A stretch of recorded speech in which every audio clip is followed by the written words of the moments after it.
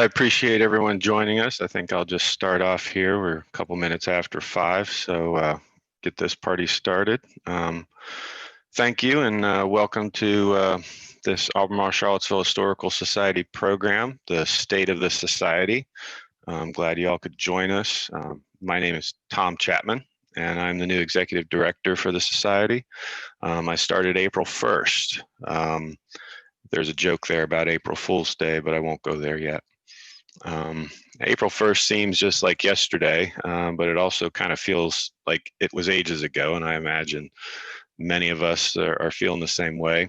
In a normal world, I would think we would have plenty of opportunities to meet and in person by now, but with our new COVID world, our go-to mode of conversation and communication is online. So we're reaching out to you by Zoom and Facebook tonight to try to tell you a little bit about where the Society is and what our plans are.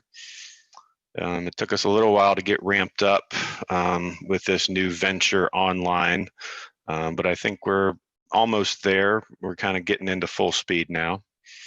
For this program, kind of what are we going to talk about? So my presentation will give you a little bit of background on who I am. And I want to then talk to you about the work that the Society's Board of Directors and our staff and volunteers have been doing the past few months. And even though the pandemic has limited us, we have not just been sitting on our hands doing nothing.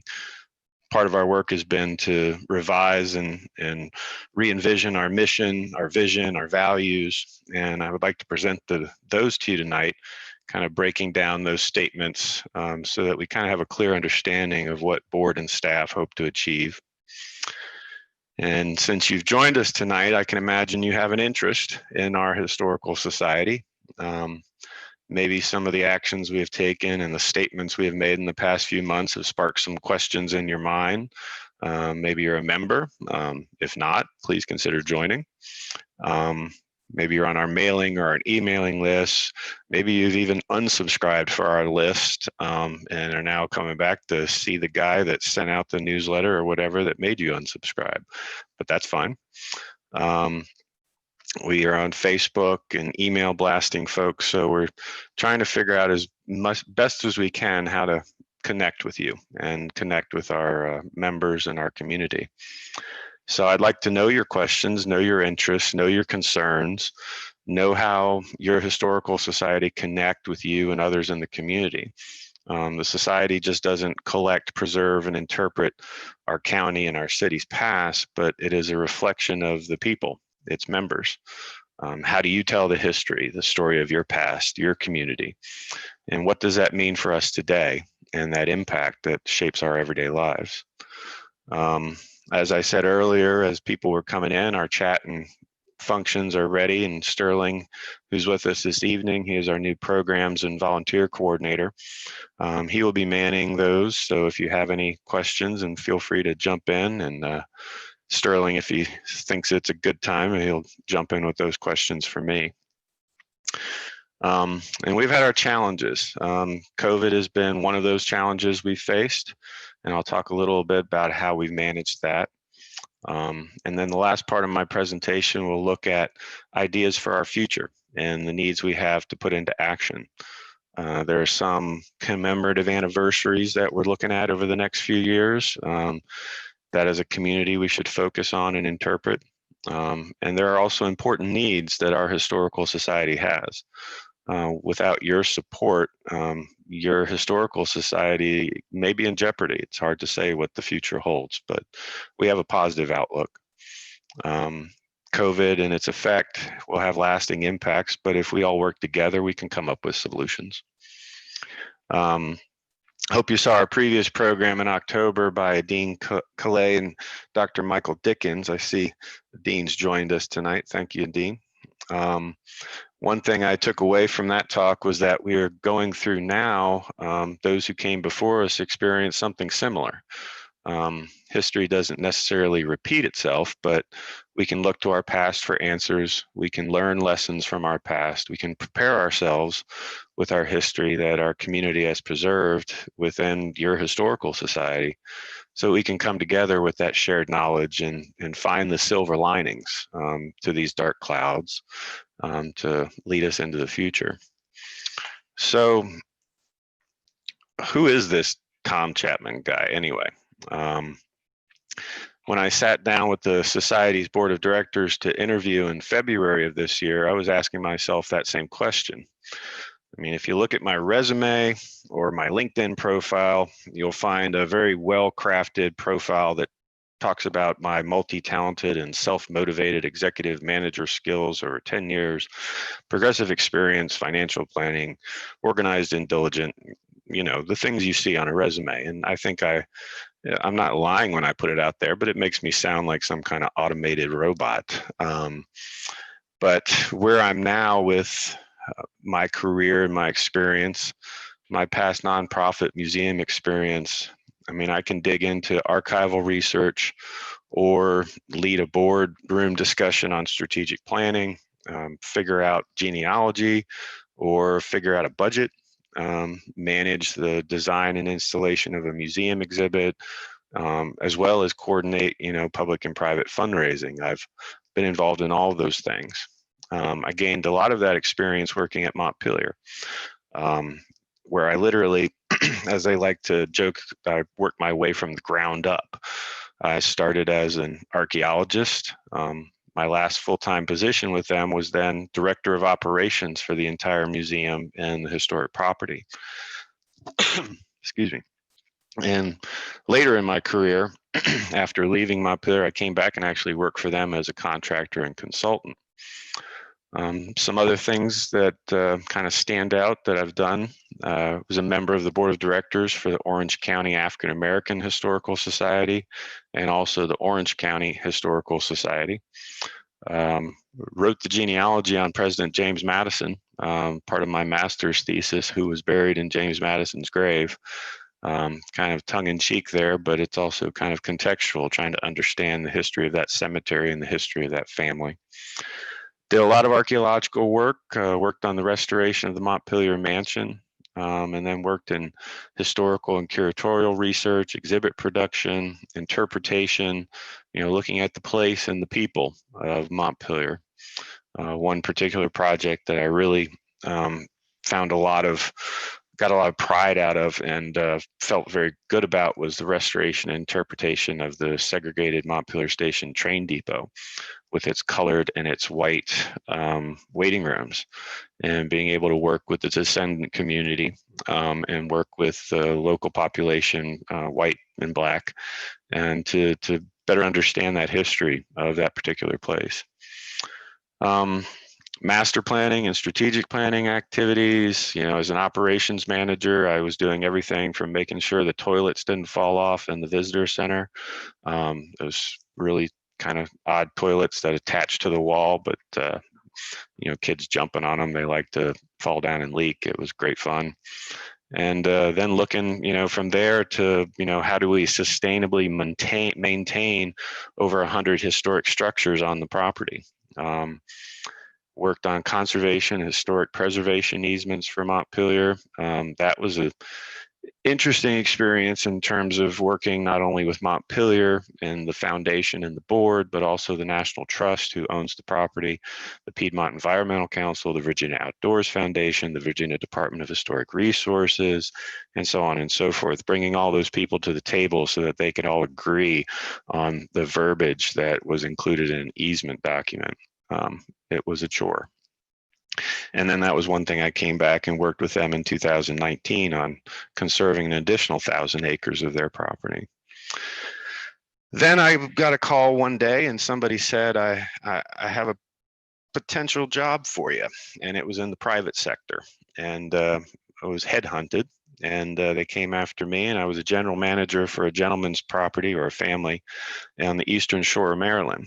And the private sector is great, getting out of the nonprofit world, but I wasn't sure what my skills would transfer, and they transferred fairly well. It was operations management, property management, and it was a historic property too, so that all fell into place. And I will tell you, the grass is greener on the other side of the hill, but it sure does take a lot to keep that grass green.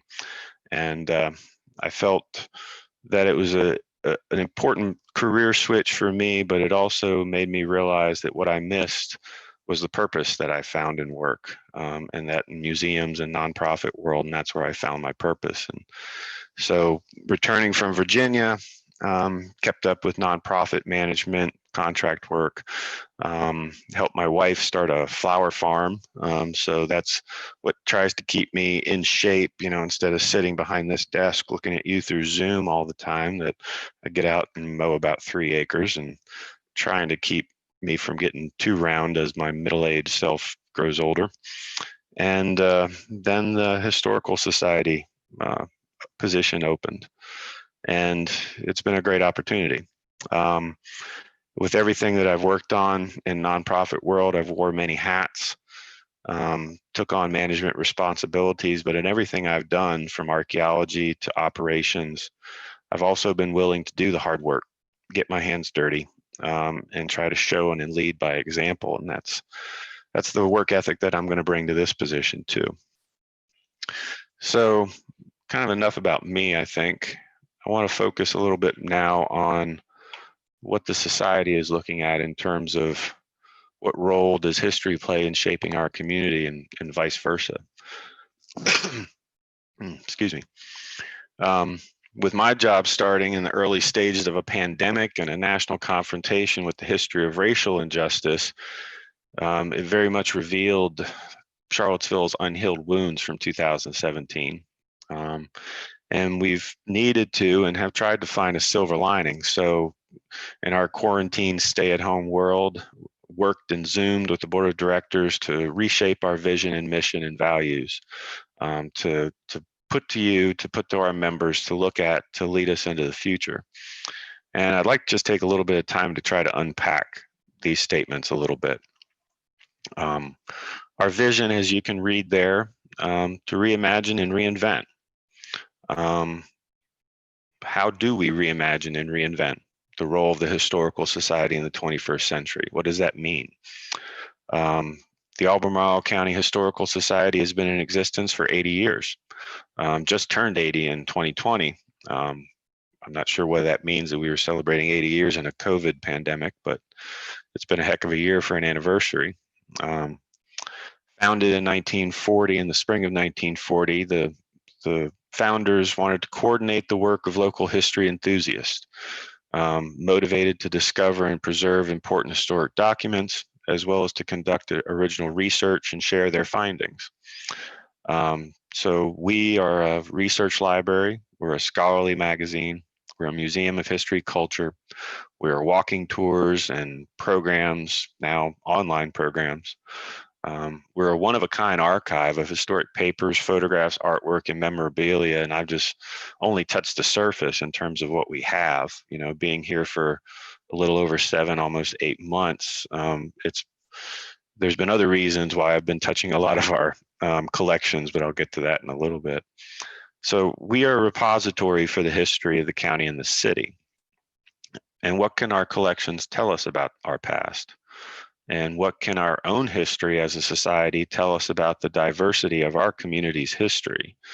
The Historical Society itself, as the Albemarle County Historical Society for its first number of years, and then in 2002 taking on the name Albemarle Charlottesville Historical Society, the society has a history, and I'm learning that history. There are many positives. We have an incredible collection. 80 years of items, 80 years of scholarly magazine, 80 years of generations of people who consider history fundamentally important and have supported the society financially, as a sponsor, as a volunteer, as a board member, as a friend, in many different ways. So really, in sum, our vision, what I'm putting out there, is kind of introspective. What can our history as an institution tell us about the history of our community?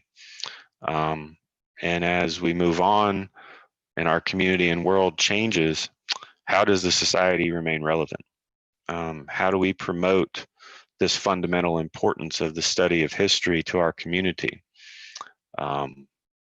In practical ways, we live in an ever-changing 21st century technological world, and we need to embrace that. I've noticed as I've dug into and understood a lot more about this society that there is a gap there in terms of what we need to do. We have 1990s or 1980s technology for some of our collections and catalogs that we need to bring into the future and the present. Our research library, our oral histories, genealogies, museum objects, these all need to be made more accessible, need to be digital. History is studying these documents and this stuff from our past, and the society has these items to share. We'll continue to collect and preserve that history for our community, but we need to look at how do we break into the 21st century with an older model of how historical societies functioned. And I could pose a number of questions here, I guess, in terms of not really maybe coming up with answers, but at least just making us think. Are we or have we been a strong civic organization that embraces, in all that we do, the diversity of our community's history and experience? Have we promoted a greater understanding of our past? Have we enlightened the present to foster an inclusive history for future generations? I've seen evidence that the Historical Society has made strides towards these efforts, but we need to do more. We need to always strive to be better. And that leads to our mission. History is not the past, it is the story we tell about the past. And you can read that there on the screen. Our mission is fairly simple, really. We collect, preserve, and interpret the history of our community. But history is not necessarily simple, and it's pretty complex, and it changes. History can be a continuing dialogue between the present and the past. Interpretations of the past change in response to new evidence, new questions asked of that evidence, new perspectives gained by the passage of time. There is no single, eternal, immutable truth about past events and their meaning. We have 80 years of history here, not only for our society, but more than 80 years of a community giving of their own history that goes back centuries. So who is our community? I think our mission, as we stated here, is pretty clear. Every person in Albemarle County and the city of Charlottesville has a unique and powerful story to tell. That is the history that we are looking at collecting and preserving and interpreting. Every person who lives in or has a connection to this place, this county, this city, whether you can trace your connection back to the 1700s, where your ancestors was one of the first landowners, or were you a descendant of Black slaves who were owned by those first landowners, or an indigenous Native American? Have you lived here all your life or moved here recently? What is your ethnic, racial, or religious background? Can every member of our community look to this society and say that our society has collected, preserved, and interpreted a history that includes them? I don't know 100% the answer to that question, but I'm leaning towards maybe not. But I think there has been very good work being done, but I think we always need to do better. And how has that story been told and interpreted, and from whose perspective?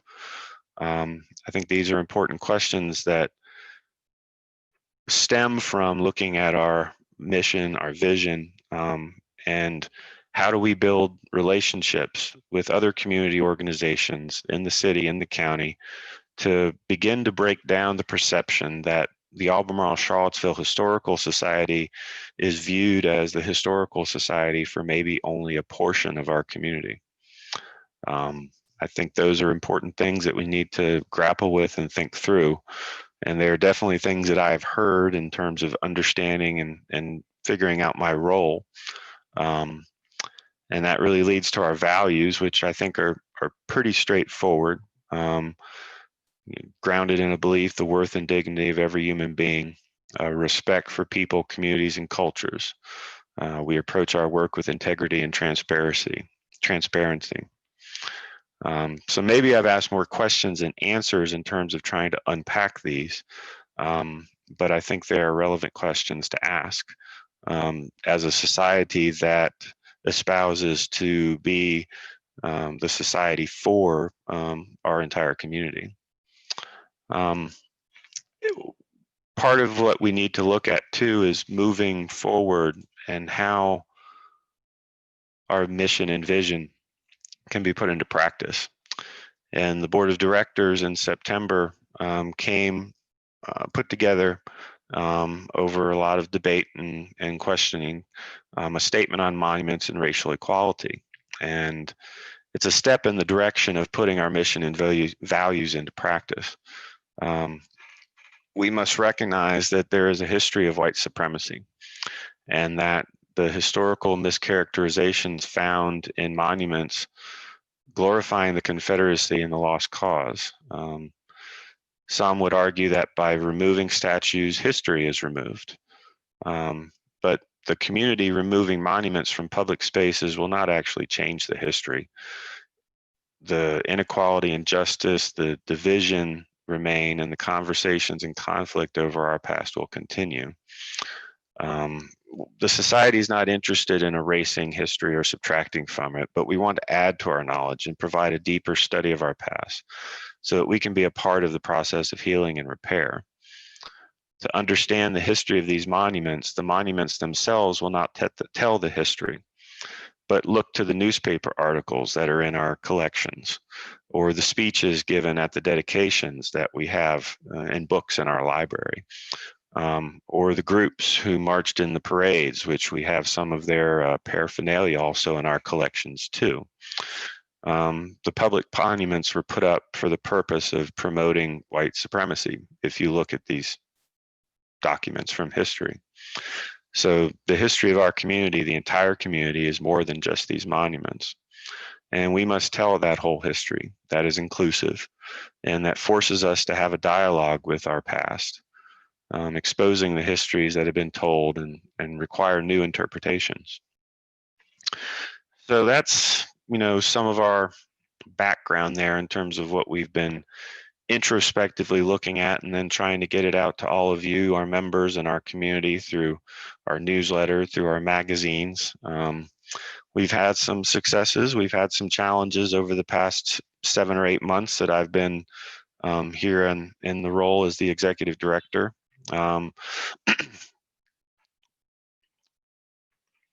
Any questions out there, Sterling, or I'm just going to continue to move on? I think you're good right now. Okay. Some successes. We've had our lease renewed with the city for the building we have occupied since 1994. It's a 3-year lease with the option to renew. It's very well subsidized by the city. We're not paying a full rental fee for what they could get out of it, and we are very thankful for that. And we're in good standing and look to create new partnerships with the city and the county. We've caught up with our magazine. We were a little bit behind on that one going back to 2018, so we came out with a double volume, 76 and 77. And we have the 2020 volume that is almost ready to go to the printer, and it will hopefully be out in January, if not sooner. Carrie Matthews, who is our collections manager and also our contracted magazine editor, has been pretty busy this past year with getting these 2 volumes out.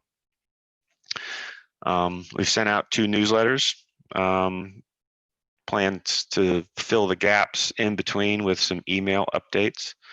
As many of you were probably made aware of this program from an email or a Facebook post, we are looking to expand our online and social media presence, especially as we figure out this new normal of what COVID brings to us and how we can reach out in a different way. Before I started, we had recognized the 30+ years of service by librarian Margaret O'Brien. The research library was renamed in her honor. Miranda Burnett is our new librarian through a partnership with Jefferson Madison Regional Library. We were able to get our research library open by appointment starting in July. That was from 8 a.m. to noon. And we are looking to expand our hours pretty soon with weekend hours on Saturday and looking at adding afternoon hours.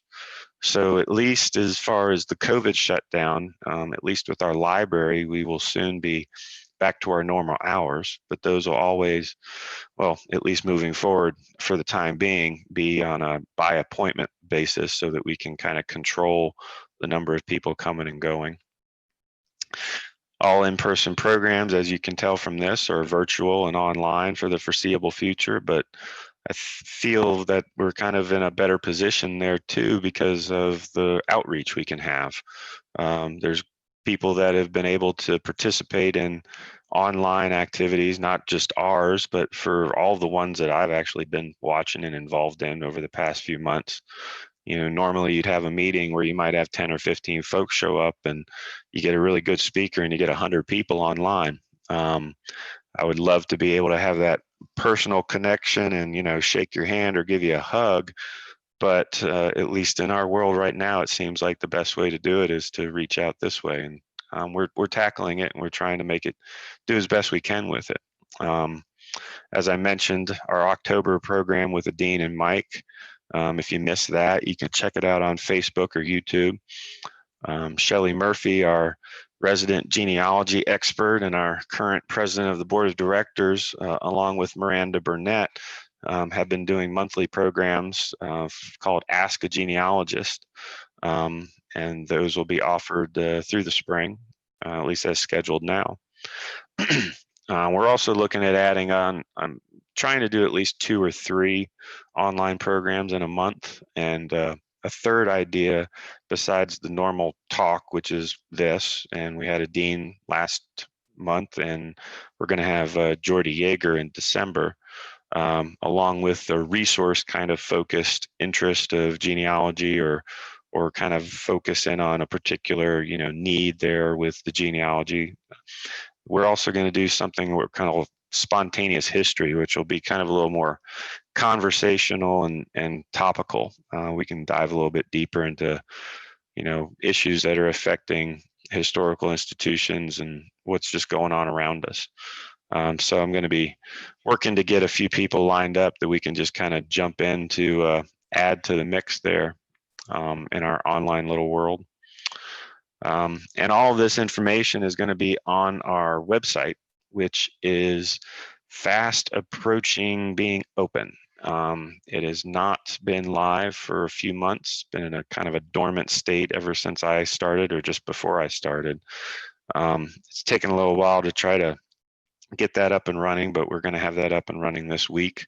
So you can check out on our calendar all the details in terms of what we have going on. And we're going to try to also include as much as possible other activities that are taking shape in the community, like what other people are putting on too. So trying to make it a source of information for what's going on in our in-person and our online programs. We've started back up with our guided tours. We have the Court Square tour that has been completely revamped and it is being offered now. Sterling just sent me a tour for Maplewood Cemetery that we are going to be starting up very soon.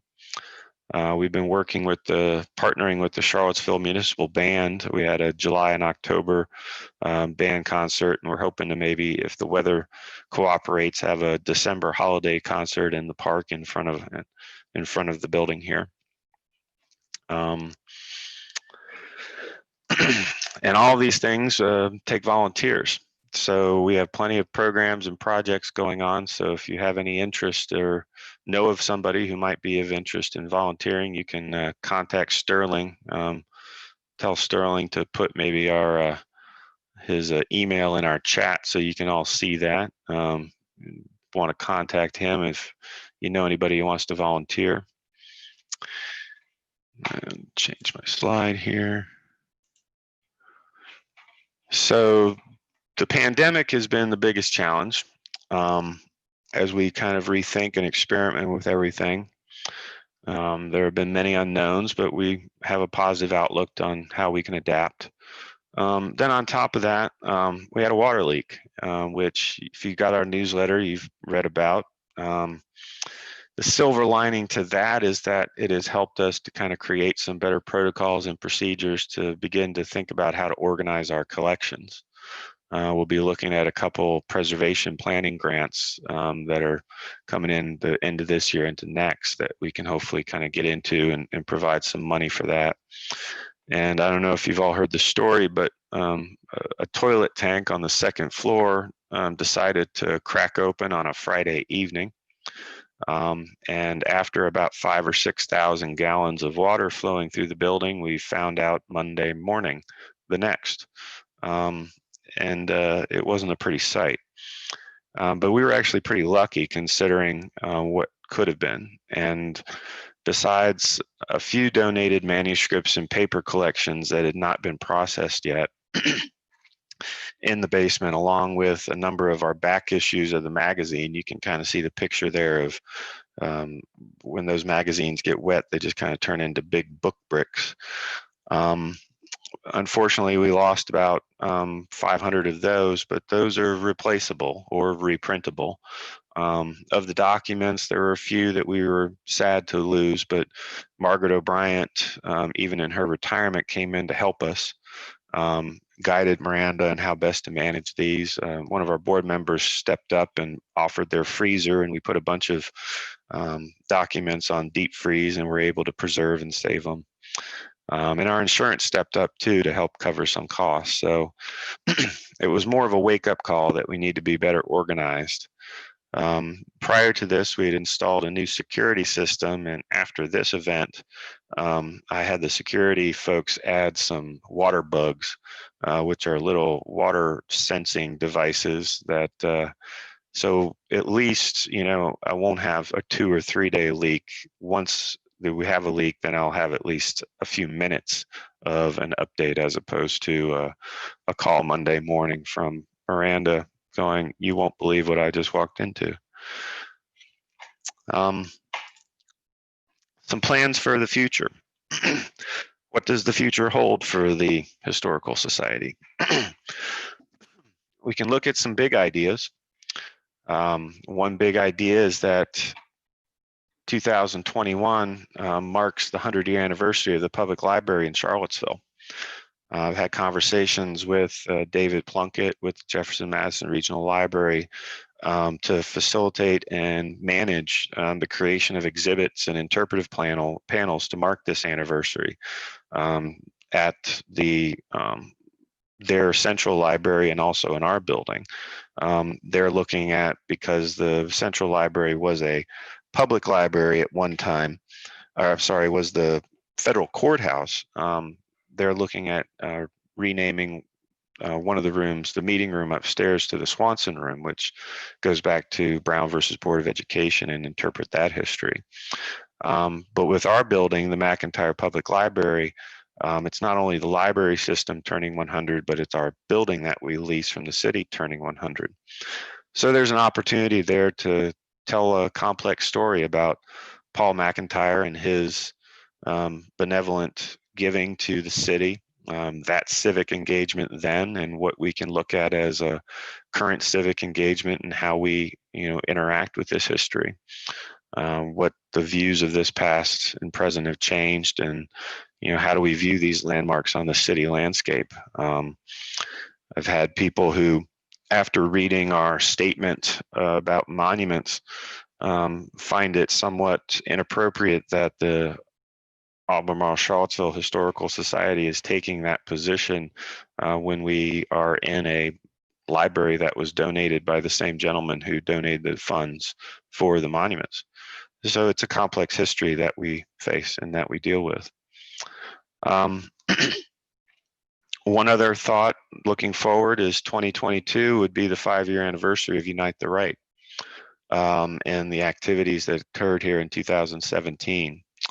And I've had some preliminary conversations with some organizations in the city about looking to create exhibits and interpretive panels and to see if we can do kind of a year-long schedule of activities that help us to begin to kind of contextualize what that event was, what happened during the summer of 2017. There are multiple voices that need to be heard, and there are multiple stories that can be told. And how do we contextualize this? And I don't know if 5 years is enough time to pass to be able to do that, but I think we can make some strides towards understanding it and having it be understood that Charlottesville is more than just a hashtag, that it's a community that is grappling with that history and trying to understand not only locally but on a national level. And then another big plan is to think for what 2026 looks like, which will be the 250th year of independence. So any planning that we do in terms of strategic planning moving forward, we'll have to keep this in mind in terms of what the Historical Society, the county, and the city and will look like with that. Lots of conversations in regards to Thomas Jefferson and his role as a founding father, as a very instrumental in the Declaration of Independence, but then also in our modern understanding and looking at history and juxtaposing that against him as a slave owner and a plantation owner. And what does the story of us mean? Made by Us is a national organization that is being formed through the Smithsonian that is pulling together partners to really try to brainstorm and think about, how do we shape our history and how do we tell that history. So I, with the Historical Society, have joined as a partner with Made by Us, and it'll be interesting to see what happens over the next 4 or 5 years in planning for that. Sterling, you texted me there. You had something? Yeah, are you ready for some questions? Sure. Okay. Can you speak a little about Jordy Yeager's work and why people should zoom into that event? Jordy Yeager will be speaking on the mapping project that he's doing, the Charlottesville mapping project, where he's looking at the restrictive covenants that were put into place on deeds in specific areas of the city. I believe he is up to 100% of the city deeds that have been entered into their database and their mapping. And what's interesting about this in terms of looking at the history is that even though as we moved forward through civil rights and even into later periods, there were still kind of a systemic racism that impacted the Black community, that impacted even as many things such as health and environment and the different areas.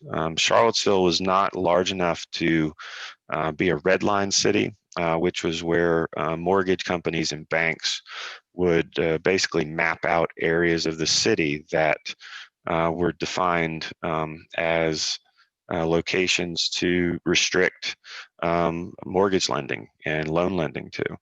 Charlottesville didn't have that, but Jordy Yeager's work is really showing and putting it on a map that in many ways what we see as Charlottesville, not only in some of our, maybe glaring examples such as a Vinegar Hill, but what is more kind of systemic in shaping what the real estate, what the layout of different residential properties look like, has really kind of been shaped in many ways by systemic racism. And putting that on a map and being able to understand how that impacts us in the present and how it impacts strategic planning and community planning on the part of the city moving forward for economic development and other means.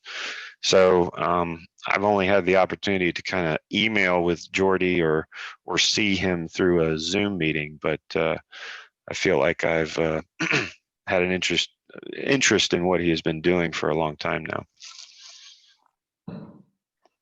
All right, Tom, can you speak a little bit about how we are doing tours in amidst the pandemic and what our volunteer needs are?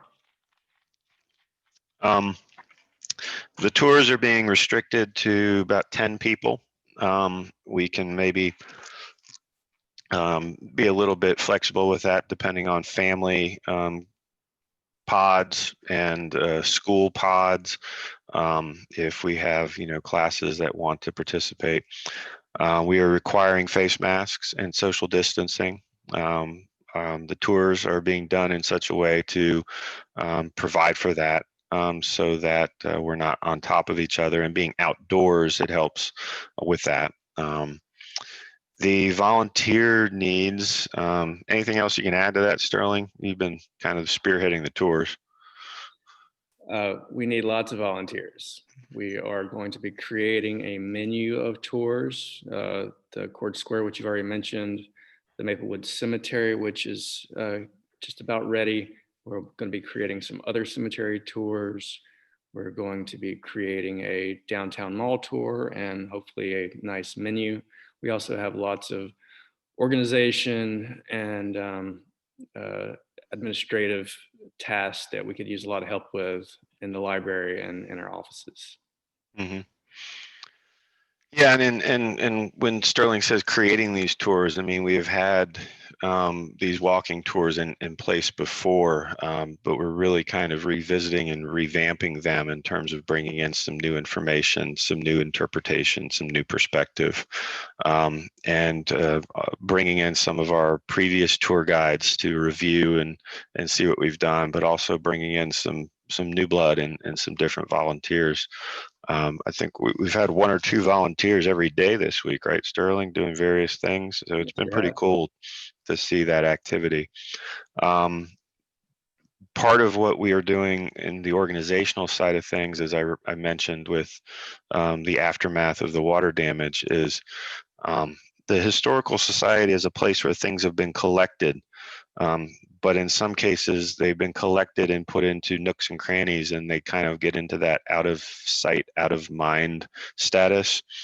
And we have dug through a lot of these corners to figure out what we have, and make sure that they are being put into places where they should be properly stored, but also figure out the provenance and understand where these things came from, and if they really relate directly to our mission or our collection strategy, in terms of, like, particularly with Miranda, with looking at library. We are focused very much on Albemarle County history, definitely to a certain degree the Central Virginia region. And then why do we have certain books that tell us the history of a New York County or a North Carolina county if it doesn't have a direct reference to a family that came from this area? So it's a larger process, and we've had a number of our stalwart, kind of like I call them our old guard volunteers, who have been coming in. David Lister and a number of folks that came to help us with the deeds project with the city courts, where they were moving from the levy building into their new courthouse. We were doing a digital project with them where they were pulling research, the plats from deed books to have them digitized, but also moving all of those books into storage in the Historical Society, where I'm kind of looking at that as a transitional thing, because the county or the state requires that certain deed books, court order books prior to a certain year be preserved, but then after a certain year they can be discarded as long as they are have another means by which they have been copied, such as a microfilm or digital. So the option there was either we take them or they ended up in a dumpster, and I thought the best thing was we keep them in our possession, at least for the time being, until they can make sure all of their digital kinks are worked out and they do actually have digital copies of all this information.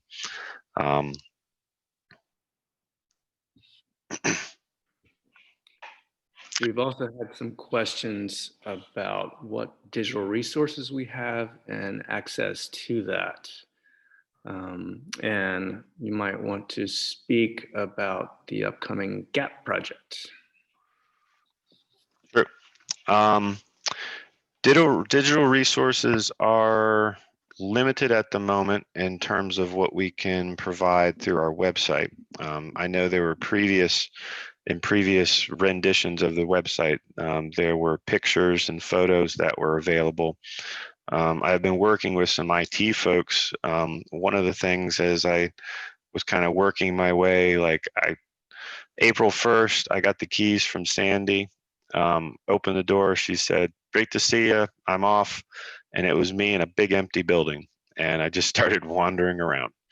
And as I started to find certain things, Shelly would kind of guide me, kind of onboarding me through Zoom or phone calls. And it was like, you look in the top left drawer, there's a hard drive there. Somebody gave me that and said, that's important. I don't know what's on it, but we need to do something about it. So one of those hard drives, I think, has a lot of our digital photographs. And I've given it to a gentleman with Jefferson Technology who's working to get me a deal on trying to be able to pull that information off the hard drive because it was corrupted somehow where you couldn't get it off in a normal computer. So I am in the process of trying to understand what we have digitally so we can get it out there. We do have a large amount of our collections, our photographs digitized. They can be emailed to various folks, but we don't have them searchable in such a way that you can, access them somehow. The next step with our website will be maybe having some type of login or members profile that people can log into so they can have access to this information. And the only reason I would do it that way is because there are certain copyright and other requirements there that we need to meet. Not that we're trying to hide it from anyone. It's just that we need to have at least some kind of, we need to be able to have you click on a box saying, I'm not going to use this for any kind of other purposes besides research or whatever, just because of the requirements we have as an institution, as a nonprofit.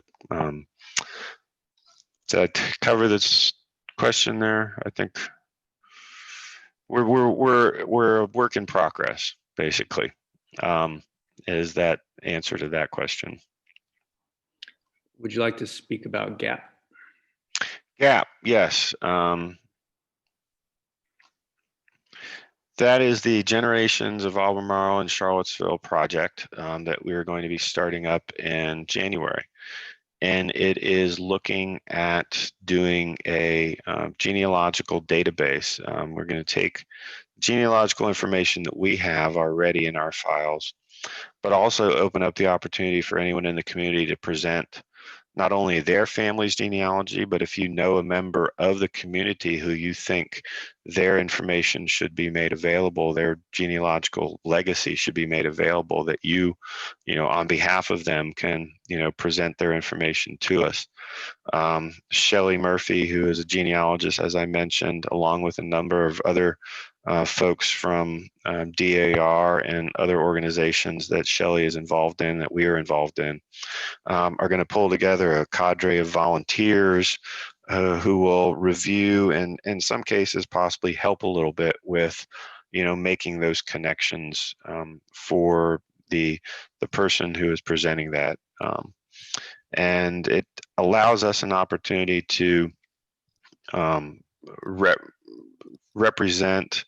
It allows us the opportunity to kind of show to the community that how these people are connected is very interrelated, and they're get a certificate. There will be a means by which they can join as a member, become members, but also we are acknowledging them in terms of their legacy, their genealogical legacy, or the legacy of the folk, the person that they are sponsoring. So it's a twofold reason. We want to recognize the diverse history of our community and have as many people as possible to share that information so that it can be publicly accessible for research purposes, barring any kind of privacy concerns in terms of living folks that we would have to then manage through whatever the genealogical program that we would be putting it into. But then also to for us as a community, as a historical society, have that wealth of information that we can collect and carry forward. Can you speak about partnerships with other historical organizations? Currently, we are trying our best in a COVID world to make those connections. With Jordy Yeager doing a talk for us in December, we're hoping to kind of lead into some more coordinated efforts with the Jefferson School.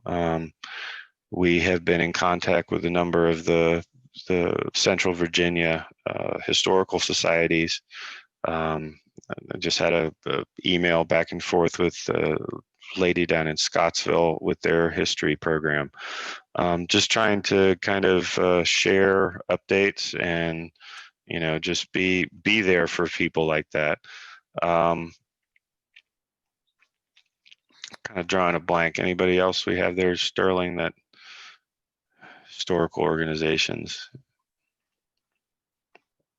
We are constantly reaching out and trying to make those connections. We've had so many emails of late. I'm drawing a blank too. Working with the city and the county also, we've been in close contact with the county, involved with the Siri Russell and the Office of Diversity and Equity. Plans for some exhibit panels that predated me that go in the county office building, but that's kind of been on hold because of current kind of issues with COVID. But also working with this county historic resource committee to pull together some historical markers that they were putting out there for state approval through DHR, but they would be a county historical marker, so not the state program. They're starting their county program. And then also some conversations with City Historic Resource Committee folks to understand, how we can play a role in helping with historic projects that city or county staff may not have the bandwidth. One in particular with the city is the recent Penn Park discovery with the African American or Black slave burial ground that's adjacent to the Gilmer and Craven Cemetery, and been contacted by the city staff to help participate in kind of thinking through what the next steps are with that. And really, it's for me, in terms of looking at what I've been doing now, been kind of very introspective in terms of trying to get some foundational and some basic structural stuff here with the society figured out, so that we can move forward to figure out best way to partner with others. The library definitely is a strong partner, and looking forward to the Centennial Project, but also in the fact that we share the research library staff, Miranda. Maybe what I'll do, I'll just get through the rest. I only have like a couple more slides here and a couple things to talk about, and then we can take some additional questions. So where we are looking at it, I talked about some of our big plans. Concerted effort really over the past 4 months to look at membership. You can see the membership numbers there in terms of what that means, and just gives you an idea of who are the members and how we need to kind of reconnect with them. Sandy DeKay, who is one of our staff, our administrative guru, has really been the main contact with many of those. She's been the spearhead behind the newsletters, sending out renewal letters, and also making these connections with the volunteers and members. There's really no one part of the society that defines us. We're a sum of all of our parts: board, staff, volunteers, members, library patrons, partners, donors, all of you who wanted to listen to this little program tonight. And in order to grow, we have to look at, what our vision and mission are, but then what do we do with that? One quote I remember when I was doing a little kind of research and catching up on the history of the Historical Society when I interviewed, and I think it was a newspaper from 2018, and it said, in order to survive, the Historical Society will need to shed its image as an insular and inaccessible club. And I think there were steps that were taken with the previous executive director before me, Coy Barefoot, to make some strides in that direction. But I think moving forward, we need to really think through some strategic planning steps, very much focused on fundraising, board development, programming, and staffing. COVID has kind of put a wrench in the works in some cases, but we just have to adapt. Starting this December for what's called Giving Tuesday, which is December 1st this year. You have Turkey Thursday and then Black Friday and Cyber Monday. Now it's Giving Tuesday is pretty soon we'll have probably every day between Thanksgiving and December called something hashtag. But I'm using it as an opportunity to kick off a campaign that we're calling Open Our Doors. And it's one part opening our doors safely, doing everything we can operationally to make it safe for our patrons, our visitors. And when we can open our doors to exhibits and things such as that, the library, the Central Library and the Gordon Street Library aren't open yet. And they are looking to open probably 2 weeks after Thanksgiving, which hard to say what Thanksgiving may look like based on the previous experiences we've had with holidays and COVID, but I hope we can get through the winter and find a vaccine and figure out the next steps. But first part, open our doors. Second is to look at a way to update our front doors to create a more inviting entrance, to get away from that sense that we're some kind of insular club here on the corner of 2nd Street, and that we are open to the community. And then kind of metaphorically to think of ways, how do we open those doors to collect, preserve, and interpret the whole history of our community? The seed for this was really John Conover. And I don't know, many of you may have known John probably better than I did. And unfortunately lost him in October. But it was through his tireless work that really, and his idea for the Open Our Doors project, he made a lasting impact not only on the city of Charlottesville with everything that he has done for his adopted city, but for me too. And I only knew him a short time, but he really profoundly shaped what I think about the Historical Society and the role that we must have. And I didn't want to make too much of a fuss about John because he didn't like people fussing about him, but I just wanted to put his name out there to say he made a difference, and he made a difference with me in terms of onboarding with this job, visiting with me. He used to just give me a phone call from the front steps when he came by, and I said, John, you need a key. You're a board member. He said, I don't want a key. I don't want a code. It's like, well, I won't turn the alarm on. You just have the key. So he'd show up at my door up here in the office and look up from my desk. He'd be standing there and say, I got something to tell you. So, okay.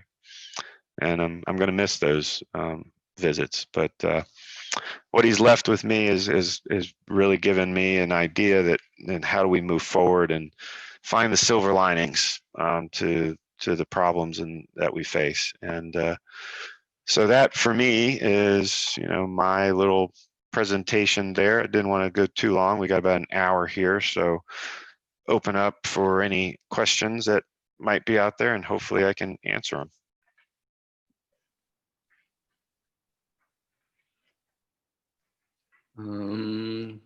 Nothing recently. Are we still involved with the Virginia Association of Museums?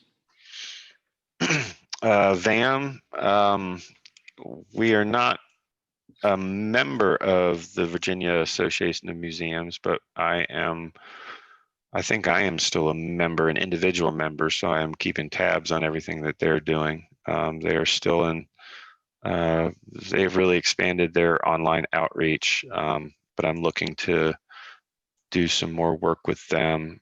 We did participate in the ALSH conference a couple months ago, which was all online. And that was interesting. I mean, I'd much rather be at a conference than, have a bad cup of coffee and a donut with somebody standing outside of a lecture room. But at least there's some great opportunities to see some great programs. How can people help at this point to build the society?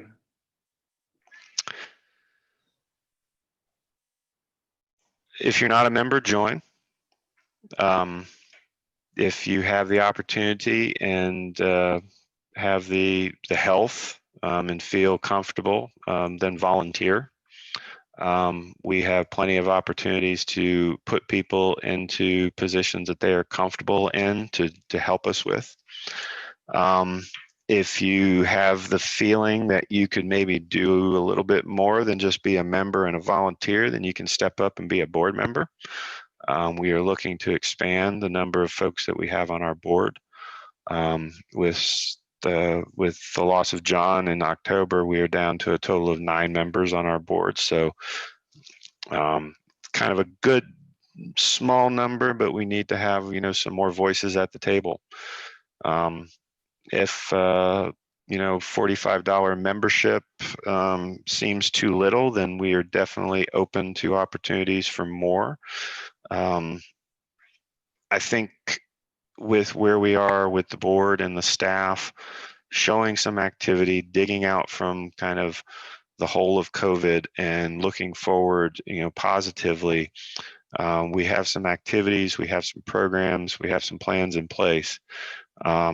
And that if you may not have a checkbook and willing to write a pen, but somebody else who might, and you're really kind of tied to an idea that we've put out there with, one of our big idea plans, or even one of our smaller ideas of trying to get our collections in order or trying to get more volunteers through the door. Fundraising is going to be a very important step moving forward. In terms of sustainability, with where we are with membership, to have somewhere in the range of 300 to 500 members paying annual membership fees and dues, that covers maybe a third of an operating budget. So that gives you a sense that we are not a member sustainable organization. The membership is very important, and through the members, I think we can do some amazing things in terms of outreach and connecting with the community, and then being able to provide online and planning for future in-person events and activities. But moving forward, we need to think through what makes us sustainable, and how do we provide a professional historical organization for this community. So those are a few ideas.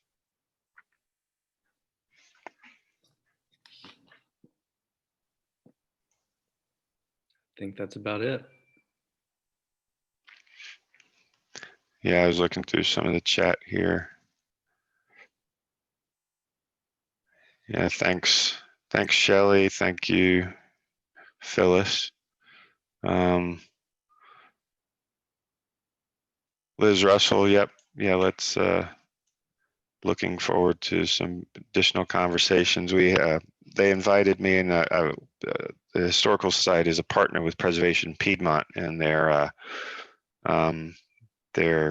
gala was online this year, and I think it was a great opportunity for a number of different organizations to kind of speak very positively about the challenges that we face, but there's a lot of great stuff actually going on, and it's really interesting in terms of thinking through what a hybrid version of events and speakers will look like in the future, and how there is something very interesting there, a dynamic there that we kind of all need to look at. I think a lot of folks have been looking at fundraising and ways in which, CNE, the Center for Nonprofit Excellence, trying to understand, how do we fundraise, and if you can't have people sitting around a table sharing a glass of wine. But at the same time, there's a lot of, interest and focus on local fundraising. And I think this is an opportunity for the nonprofits and organizations such as the Historical Society and other groups to partner in ways to kind of online outreach and, be able to say that there are local organizations that are in need. I mean, there's plenty of, I would say maybe more important needs in terms of, housing and food and economic stuff that, people are suffering out there. But I think in the long run, looking at the cultural institutions and preservation institutions, if those start to go under, I mean, you kind of lose a large section of, lose a large section of, what is the community. Particularly, I think in this day and age where there's so much about how everything in the news is fake, and how do we find the means to understand our past and our history, and even just what people are trying to tell us to understand if it's true or not. The resources are available. It's just a matter of being able to provide for them. You have a Facebook question. What is our main source of revenue? Our main source of revenue at the moment is membership, and we need to look at a significant change in how we look at fundraising. Talked about 80 years of the Historical Society. I think the Historical Society is at a crossroads in terms of looking at its future to say if it wants to be looked at as a volunteer organization that can take a volunteer board and a bunch of volunteer staff for the most part, and maybe a few part-time staff, and cobble something together and make it work, then that's one way of doing it. And you could probably take what would be a membership number and the revenue off of that and make it work. But if you want to have a more professional organization with full-time staff who are doing large-scale projects and partnering with city, county, and other organizations, then there's a funding gap. And that's one thing that we need to look at very seriously with our planning, is to see how do we close that funding gap. And we can do so much with membership, we can do so much with grants, but really the sustainability side of it is to really work on a fundraising drive, not even just a drive, but a long-term plan for how that is going to work.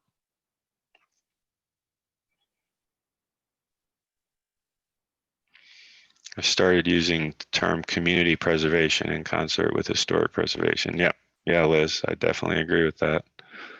I love John's stories. Yeah, one of the last phone calls I had with John was he made himself a list. I mean, I think he had broken a rib or something, and he was had some pain medicine, so you could kind of tell sometimes when he gave you a call if he was a little loopy. But I could tell that he was not doing well, but needed to have whatever was on his mind out of his mind. And he had made himself a list of like 5 items. And after he got through the 5th item and kind of went down a couple of rabbit holes, he's like, "Hold on, Tom." And there was silence. I was like, "John, you all right?" "I'm looking at my list." "Yeah, I covered everything." "Okay, thanks. Bye." It's like, I mean, he just had that, yeah, I'm going to miss that guy. So thank you for joining us tonight. This is only our second kind of foray individually as the Historical Society, we've been doing the Ask a Genealogist kind of in partnership with JMRL. So we've been lucky enough through that to tap into JMRL's resources. But this is only our second foray into this online world. So if you have any recommendations, comments, thoughts about how we can do it better, and if you have any people that you know that you think maybe help us or volunteer, or board member recommendations, or any thoughts about fundraising activities, we'd be more than happy to think through and have that conversation. Anything else come through there, Sterling? Just some nice thanks. Well, that's nice. I think I'm gonna try to stop share. Well, thank you very much, everyone. Thank you for everyone who was participating in Facebook. I feel so kind of odd sitting here in an empty office talking to my computer screen. It just strikes me still as so odd, but I think part of it was doing that presentation, the pop-up presentation, and somebody mentioned, I would much rather be there with some bad cheese and a good glass of wine and talking to you than just sitting here and doing this. And I was thinking, if I need to make it as far as I can in this executive position to at least get to the point where, I can share a glass of wine in a reception with all of you, or as many of you as possible, and that's my goal.